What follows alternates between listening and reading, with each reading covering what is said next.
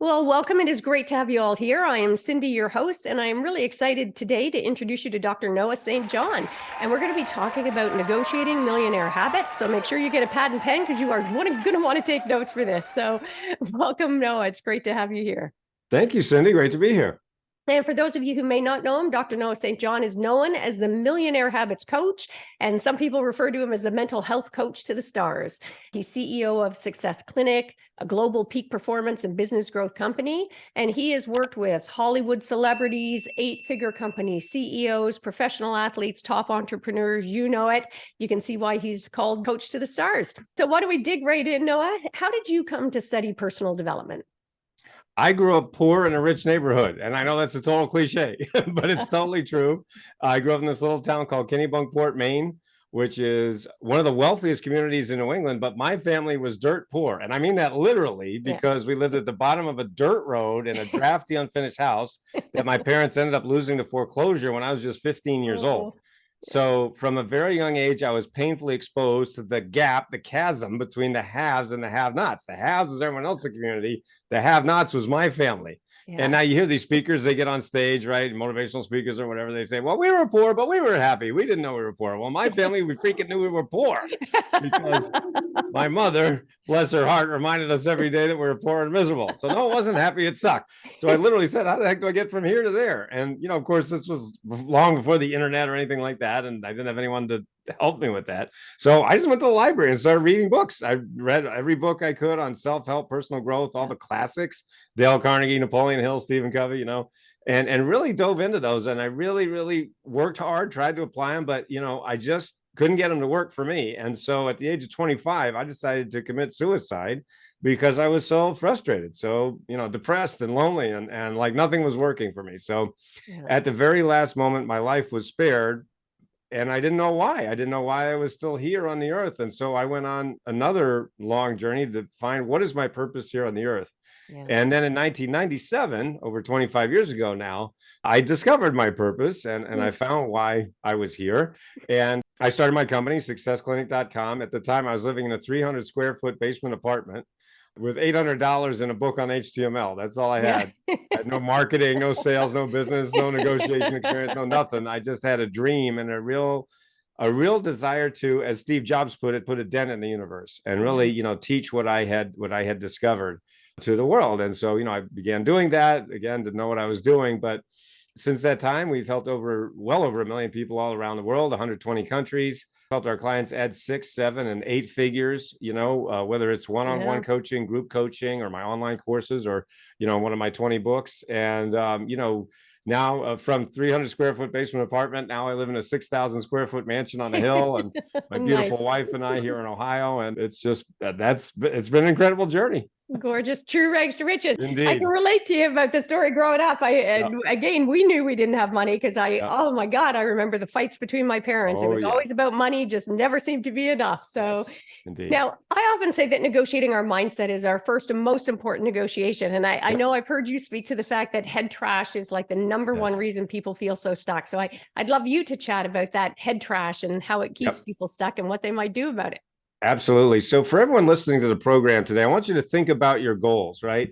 Everybody talks about goals and that's, you know, sort of important. I mean, the way that they teach it is pretty much wrong, but just think about, you know, what it is that you want.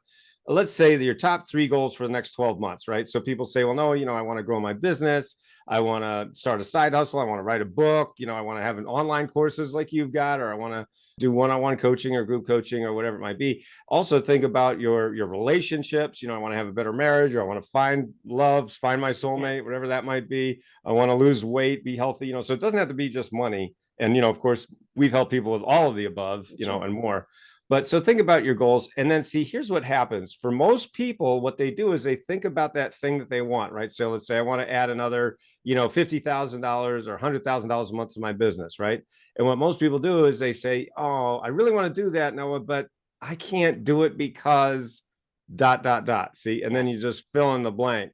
Oh, I want to make more money, but I don't have the time. Oh, I want to grow my business, but I can't afford it.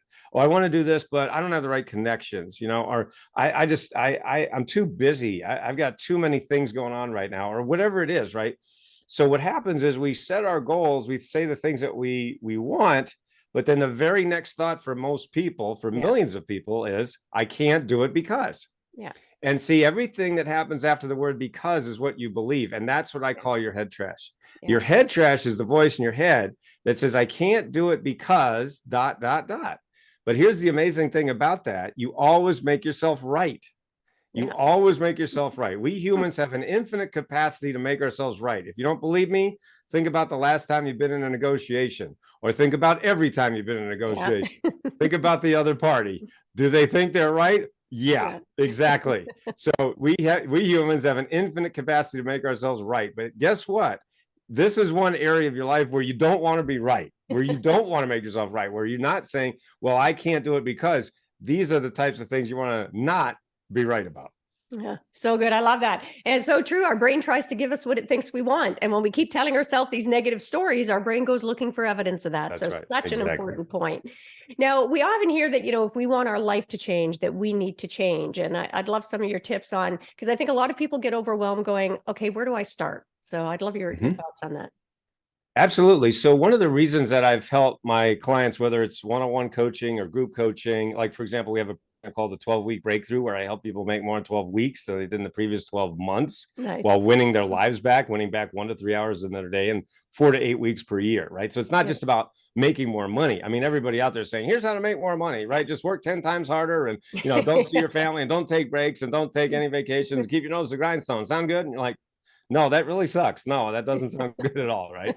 So we teach the opposite. We teach you, yes, make more money, but also win your life back. So those two things are really important. At least I believe they are. Anyway, so the point is that, when you look at those things, and the reason that we've helped our clients make so much money, so quickly, double, triple, quadruple their income in record time, one of the reasons we're able to do that is because what I discovered over 25 years ago, one of those epiphanies that I had, which caused me to start my company, successclinic.com. And that is what I call the power habits of unconsciously successful people. Now, that sounds like a mouthful, but it's very simple. Let me break it down. So whenever we humans want to master a new habit, right, we go through 4 stages of competency. Now, the first stage is unconscious competence. That means you don't know, you don't know. The second stage is conscious incompetence. It means you know, you don't know. The third stage is conscious competence, which is, you know. And then the final stage is unconscious competence, which is you do without thinking. So the example I like to give, in my coaching programs, or even in my keynote speeches, as a keynote speaker, I get to speak all over the world to, whether virtual or live events. And I'd like to say to my audience members, well, how many of you know how to drive a car? Of course, pretty much every hand goes up. I say, how many of you realize that you had to go through these 4 stages to actually learn how to drive a car? And people say, well, what do you mean? I say, well, listen, the first thing is you didn't know how to drive a car. Right? Nobody comes out of the womb and goes, hey, where's my car? Where's the keys? Right? No, you don't even know. You don't know. Then the second stage is, you don't know. You're like, wait a minute. You get to a certain age, you're like, dang, I really want to get away from my parents. And all I have is a bicycle and I can't get far enough away from my parents. So I need to drive a car. Wow, shoot, I don't know how to drive a car. Rats, how do you do that? Right? Now I know I don't know. Right? Then you get to another certain age and you learn how to drive a car, right? Take driver's ed, and you're like, and you remember it's really scary at first. You're like, oh my gosh, there's a million things coming at you. And now, of course, today, for most people listening to this program, you do it without thinking, right? You're literally not thinking about it. Meanwhile, you're driving a car, you're doing 27 other things, right? Well, believe it or not, it's just like that. What I discovered 25 years ago is it's exactly like that for the world's most successful people. They are doing these habits unconsciously. Which means, number one, they don't even know they're doing it. They don't know they're doing it. They're not aware of it. And that means, number two, they can't teach you. They can't teach you how to do it. This is one of the reasons why so many people come to me, they hire me, whether it's for one-on-one or group coaching, after they've gone to all those gurus, spent all that money, and they're saying, how come I'm still stuck? I'll give you a quick example. One of our clients named Tamisa, she's a business owner in Arizona. Really, great personality, just really bubbly and vivacious and really smart and motivated.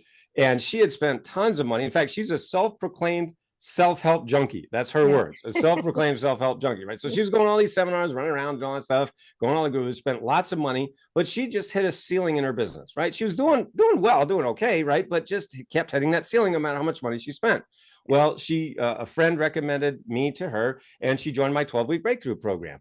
Well, she tripled her investment in just 2 weeks as a result of doing these power habits that I'm talking about. Just 2 weeks, she tripled her investment. We hadn't even gotten to the money part yet. And she tripled her investment in 2 weeks. Yeah. Not only that, she used the same habits, these power habits that I teach. She decided to enter her first bikini contest. And guess Very what? cool. She's 69 years old. That's awesome.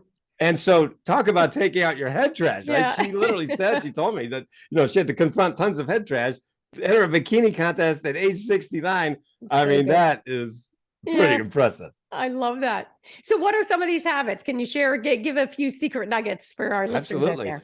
Well, one of the foundational power habits, and by the way, I do talk about this in my, my books, my coaching. I'll just show you real quick. This is a book that I have called Power Habits. I've written 20 books. I won't show you all of them. But anyway, so this is the system right here. And that is the system. I'm holding up my book. And anyway, so, I teach it in the book and the courses and everything like that. And then the coaching. So the very first foundational habit that I teach is a habit that I discovered, the second epiphany that I had in 1997, over 25 years ago, which is called my affirmations method. Affirmations method. Now, everybody listening to this program knows what an affirmation is, right? Yeah. And you're thinking, are you saying the wrong word? No, I'm not saying the wrong word. I'm saying a new word. So an affirmation, as we all know, is a statement of something we want to be true. So like as a keynote speaker, I like to play this game. I like to say, all right, everybody stand up. And I say, all right, everybody say an affirmation, just like those guys taught us. Everybody say, I am rich. Everybody goes, I am rich. And they, you know what happens next? Everybody starts laughing exactly like you just did right there. Exactly what happens. Everybody starts laughing. I go, what are you laughing at? And they go, well, I'm not rich. And I say to them, but you just said you were. And they go, yeah, but I don't believe it. See, now, isn't that the problem, right? We say these affirmations, right? Just like they taught us. And we want to believe it, but we just don't believe it, right? So they said, well, just repeat it 1,000 million billion kajillion times until you believe it. Yeah. Okay, great. Basically, did you know that a scientific study was done? This is true. A scientific study was actually done on this very topic of affirmations, and it found that only 25% of the time do affirmations work, literally for only 25% of people. So imagine if you had a smartphone, right? A phone that only worked 25% of the time. 3 out of 4 times you tried to, right. 3 out of 4 times you used your phone, it didn't work. You probably want to get a new phone, wouldn't you? Well, that's what I invented. I invented a better phone, right? One that works every single time. And so an affirmation is what we've been taught. So 25 years ago, I realized, wait a minute, the human mind responds automatically to something much more simple, much simpler. And what is that? Well, it's the power of questions. And I said, well, wait a minute. We're talking about beliefs, right? But what is a belief? A belief is a thought. But what is thought? Thought is the process of asking and searching for answers to questions. For example, if I ask you, why is the sky blue? Why is the sky blue? Your brain immediately goes, I don't know. Why is the sky blue? Right? It's automatically searching for the answer. Yeah. So I said, wait a second. If the human mind is automatically searching for answers to questions, why are we going around making statements we don't believe? Yep. Why don't we just cut out the middleman? And I said, well, what would that look like? Well, let's see. You got the statement or affirmation, I am rich, to which your brain goes, yeah, right. Yeah. Right. That's why we laugh. And so I said, wait a second. What would the question be? And then I said, why am I so rich? Yeah. Why am I so rich? When you ask that question, what immediately starts to happen in your brain? Yeah. You start to search for the answer. Yeah. Right. So what I'm teaching in my books and my coaching and my one-on-one or group coaching is the law of sowing and reaping. As you sow, so shall you reap. Now, this is an ancient law. It's been taught for centuries. But what are we sowing? We're sowing seeds of thought. And yet, what are most people doing? Sowing lousy thought seeds. Yes. Why am I so stupid? Why am I so fat? Why can't I lose weight? Why isn't my business growing? Why can't I get more patients or customers or clients? Why is there more month left at the end of the money? You ask lousy questions, what do you get? Yeah. You get lousy answers. So I said, wait a second. What if instead of asking lousy questions that lead to lousy answers and create a lousy life, why don't we just flip the whole thing on its head? Start asking empowering questions that lead to phenomenal answers and create a wonderful life. Yeah. And as I was standing there in the shower, April 1997, literally over 26 years ago now, over a quarter century that I've been teaching, I said, holy cow, I think I just invented something. Yeah.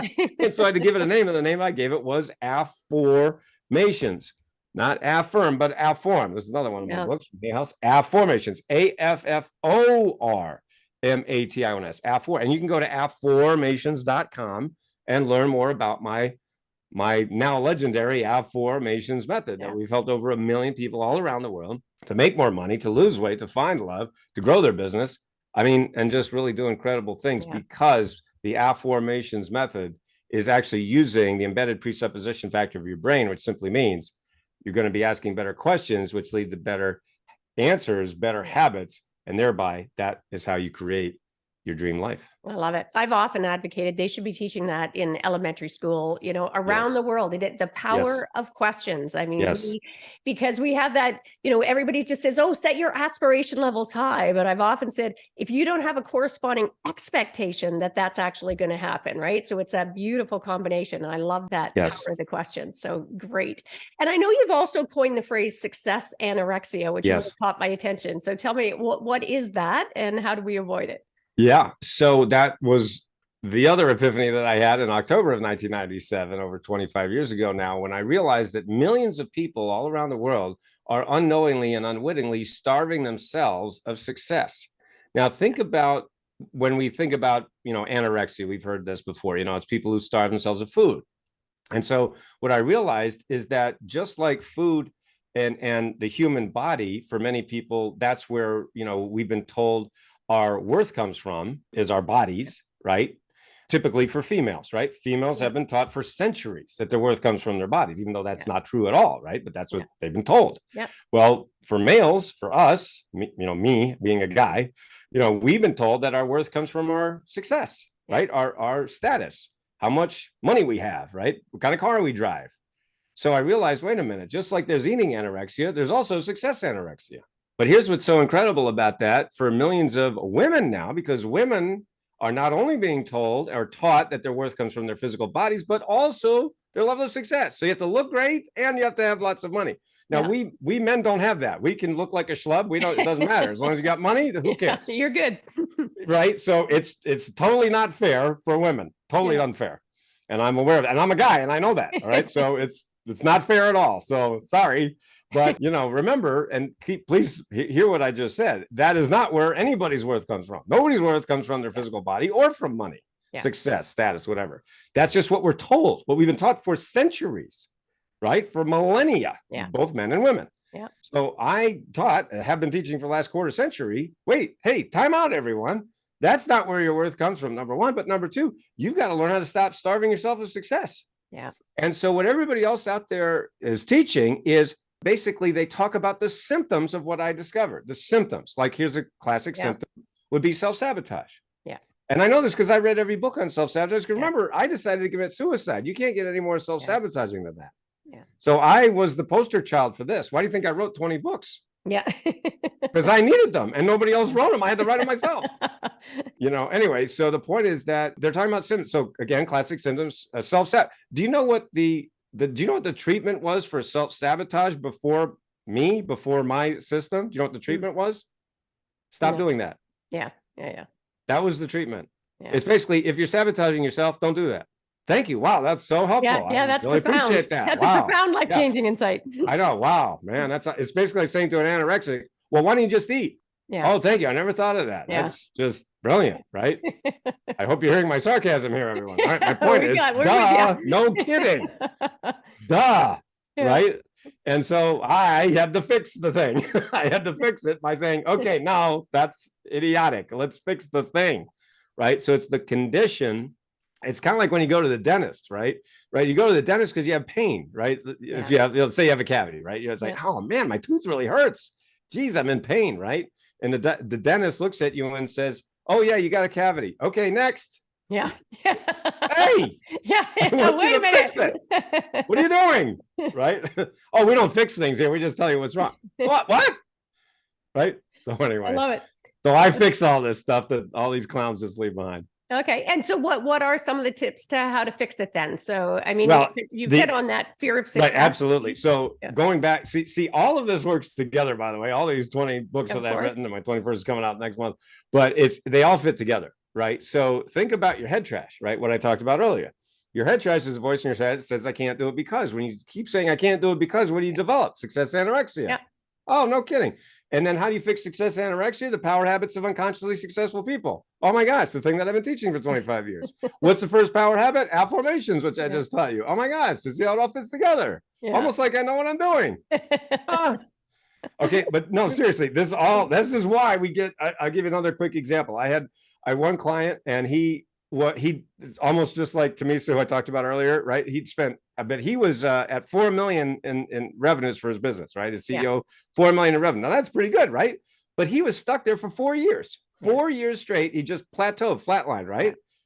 He hired me to coach him one-on-one. In the next 18 months, we went from 4 million for the previous 4 years, flatline, to over 20 million in sales. Wow. Hockey stick growth, we like to call it. Hockey stick, right? You go along like this and then whoop, hockey stick, right? So that's because of these power habits, all right? And so the point is, you really need to understand that if you are holding yourself back from the level of success you're capable of. By the way, I've had people say, Noah, I'm really stuck. I'm only making 40,000 a year. I have had other people say, Noah, I'm stuck. I'm only making 400K a year. I've had other people say, no, I'm stuck. I'm only making 4 million a year. See, so it doesn't matter how much money you're making. You know whether you're stuck or not stuck. You know whether you're progressing or not progressing. So the amount of money is immaterial. The point is that you need to understand that if you are, and if you've also, been going all those clowns out there, been spending all that money on all those gurus, they're only teaching about 20% of what actually is. They're leaving out,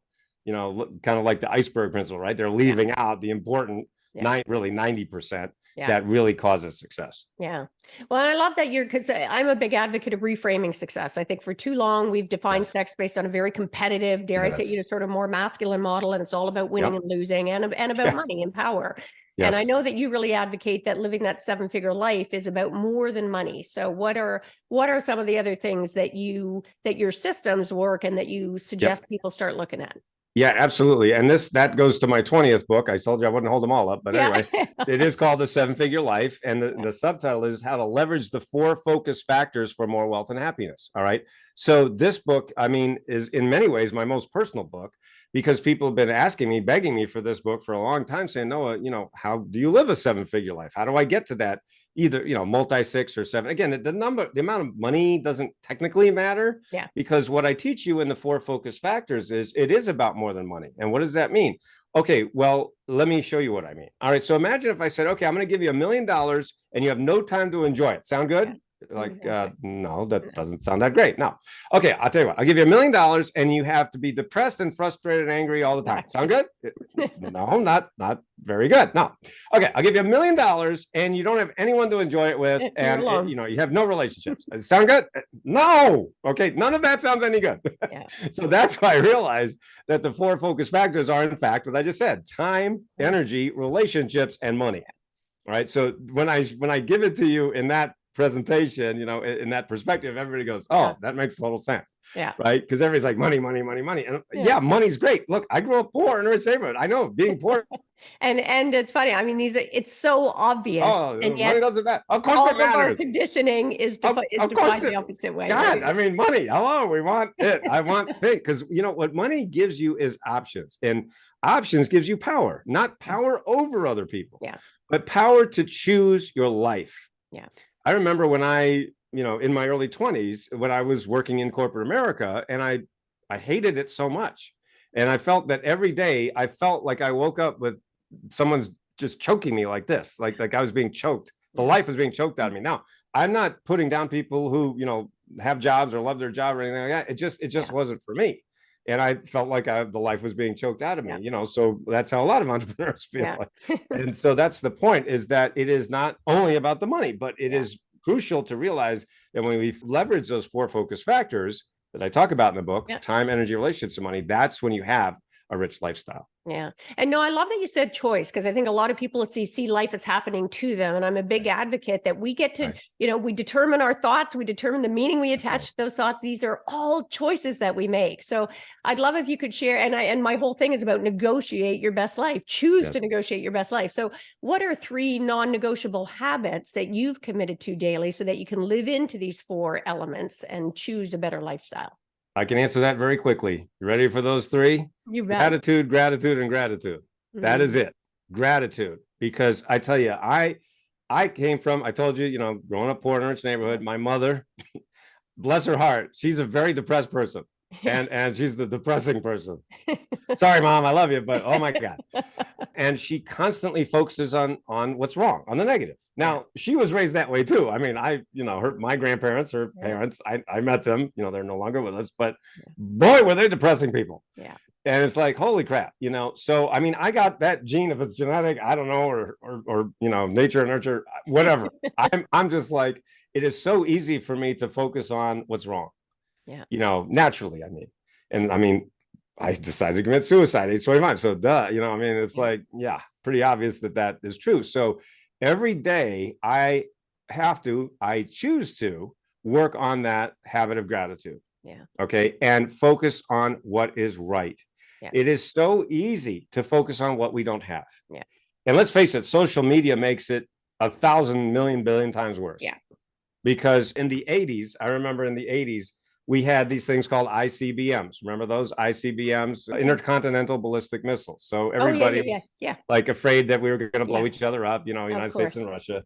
You probably didn't have to deal with so much in Canada because it's like, But anyway, but you guys would have gotten the fallout. It's like, wait, this is not fair. But anyway, so ICBMs, intercontinental ballistic. Well, what I say is these are the new ICBMs, these smartphones, because they're the infinite comparison and BS machines. Oh, that's what this ICBM stands for. So it's basically like high school never ends. High school never ends, because that's all high school is about, comparing yourself to others. And of course, I was a nerd before it was cool to be a nerd. I had Coke bottle glasses and a face full of acne, and I didn't have shoulder length hair, I had shoulder width hair. It was bad.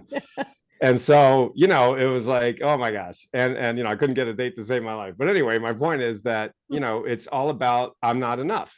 And that's what social media tends to do for most people. I'm not enough. I don't have enough money. I don't have the right car. I don't have the right body. I don't have the right business, whatever. Right. And it's really, really bad. Yeah. So that's why, as I stated, it's easy to focus on what we don't have. Oh, I don't have this. I don't have that. And that just exacerbates it times a billion. Yeah. Okay. So to practice the habit of gratitude, it takes effort. It does. At least for me. At least for me, it does. I'm sure, like, my wife is an actually happy person. That's one of the reasons I married her. I was like, I want to be like you. Okay. I want more of that. Rub off on me. I know, right? Because she's just like happy all the time. And it's like, how the heck do you do that? How? I don't know. I'm like, I want to be like you, so I try every day. I try to just focus on, so, wake up every morning, go to bed every night, throughout the day, just practice that gratitude of what I have. And by the way, affirmations, of course, my affirmations method is a fantastic, brilliant, easy way to do that. And that is one of the things that it does for you, is it instantly helps you to refocus your subconscious thought patterns on what you have versus what you lack. And that is another way that you can change your life very quickly. Yeah. Now, can you give us an example of that? Because I think it's worth amplifying that point, Noah, that how do you use your affirmations, that power of questions, to be able to tie in with that gratitude practice? Yeah. So when you focus on what you want, right? So going back to my point earlier about your goals, what it is that you want, I call it your destination. Where do you want to go? Right. Yeah. And then you use my affirmations method. And we focus on this a lot because you're training, or retraining, I should say, retraining your brain to say, why am I so happy? Yeah. Why am I enough? Yeah. Why do I have so much? See, because the typical way of going through life is, why don't I have? Yeah, absolutely. And as you sow, so shall you reap. We're sowing seeds of thought. So we have been taught, not on purpose, but it's just out there, to focus on what we don't have. Yeah. No, and the media does this too. The media just wants you to focus on fear. They want to keep you afraid. They want to keep you, not enough. The gurus do it. The gurus want you to stay confused. I paid them over $750,000 only to find they can't teach their way out of a paper bag. It's so true. That is so true. And our marketing out there, right? I mean, it's just never enough, never enough, never enough. So that's right. That's a lot of conditioning to undo. That's right. Exactly. So anyway, that's one of the ways that you can do it. And you can do it literally in less than 5 minutes a day. Yeah. Okay. That's beautiful. I love that. And then thanks for that, making it a little more concrete. I thought it was worth sort of amplifying, putting a pin in that. Mm-hmm. And you've mentioned now sort of a couple of times about that sort of 12 weeks to be able to make more than 12 months. Can you give our listeners just a few tips on how do you kickstart that process? Is very, very simply, this is exactly how we start, is focus on what you want, like I talked about earlier. So, you could do that very quickly. And then you ask yourself, what is in the way? what is the gap between where I am and where I want to be? Let me give you a quick example. And by the way, for a lot of people, most people, pretty much everybody, that's head trash, right? Yeah. So I'll give you a quick example. I was working with one of my clients, his name's Charles, and I asked him a question I ask all of my clients. How much do you think your head trash is costing you right now? Yeah. And I asked him that question without batting an eye. He said $1 million. If I don't take out my head trash in the way that you teach, Noah, I mean, I'm going to lose $1 million this year. Yeah. I said, I'll tell you what, give me 10% of that $1 million. Yeah. Right. And I will find you that $1 million in the next 12 months. Right. In other words, if you give me $1 and I give you $10 back, is that a good deal? He goes, yeah, that's a good deal. That's a really good deal. He said, okay. So he paid me $100,000, $100K. That's 10% of $1 million. Right. Well, and we did one-on-one coaching, and I didn't find him $1 million in 12 months. I found him 1.8 million in 10 months. Yeah. So hockey stick. Yeah. Like that. And the beauty of that is also he bought a new RV.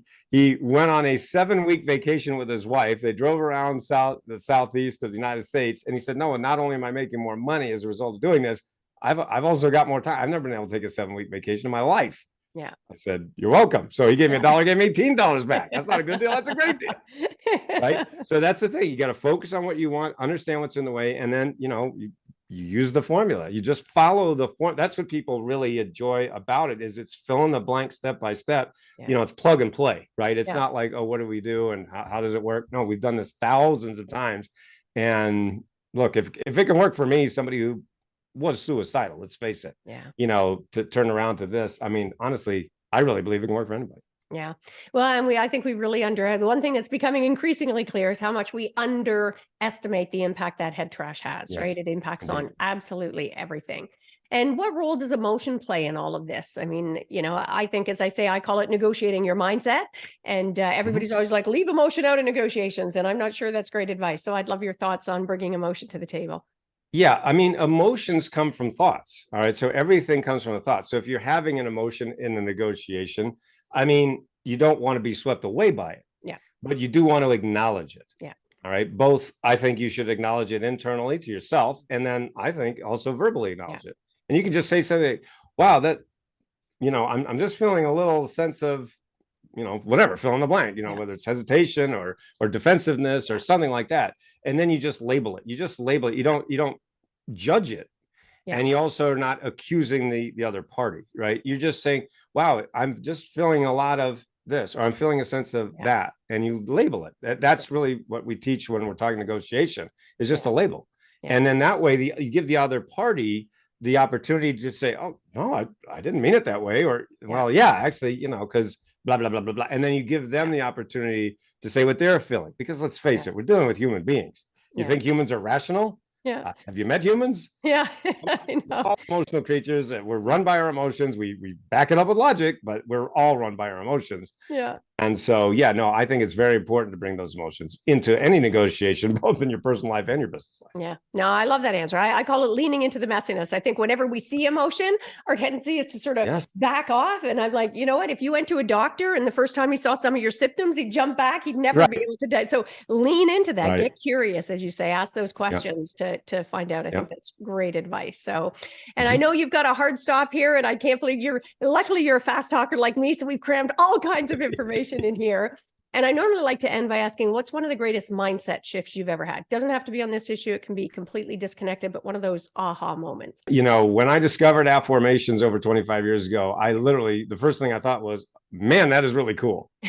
And the second thought I had is, I can't believe no one ever thought of that before. Yeah. Because it was so fast, and it was so easy and so simple.